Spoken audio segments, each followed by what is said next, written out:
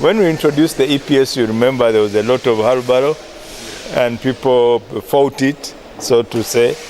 But others had said this is a good because it had brought discipline on the road, including disciplining people like myself. But then because of the noise, which I would say noise, yes, because people made a lot of alarm.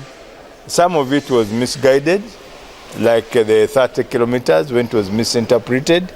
We meant 30 kilometers in areas of schools, hospitals and markets. But some people thought 30 kilometers was applying everywhere, including even on highways. You'd find somebody going 30 kilometers because he had about 30 kilometers.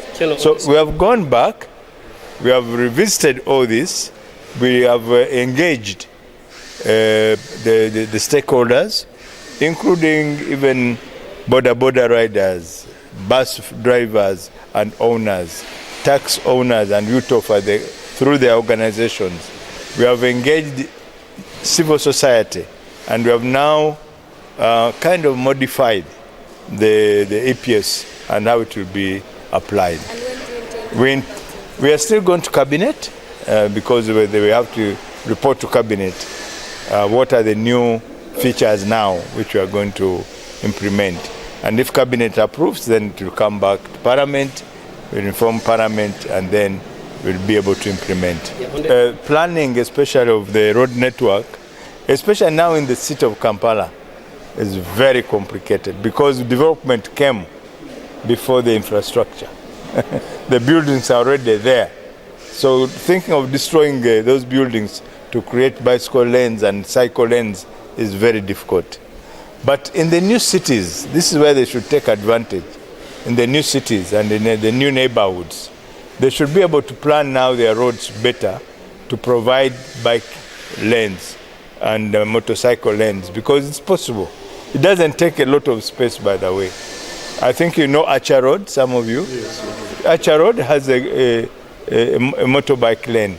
The problem is that even some of our motorists don't know that it's a lane preserved for the bikes. They still drive on it, but it doesn't take a lot of space. But now in the city it may be difficult. That's why even creating a bus lane is difficult in the city because of the size. You see now the new roads we are doing in the city, we have changed and we need covered drains. We are no longer doing open drains. It must have a walkway, it must have lights, but then you find the space is limited. So to include a bicycle lane or a motorcycle lane now, it would be asking for the impossible in some areas of the city. If people are given an opportunity, they can deliver. So I want to congratulate Spiro for doing this, being able to reach this far. And I think with this kind of focus, I think they'll still have they'll be able to change the boda industry. Much as I want to get rid of bodas, but I think these are better because they're not producing fumes and causing us environmental challenges.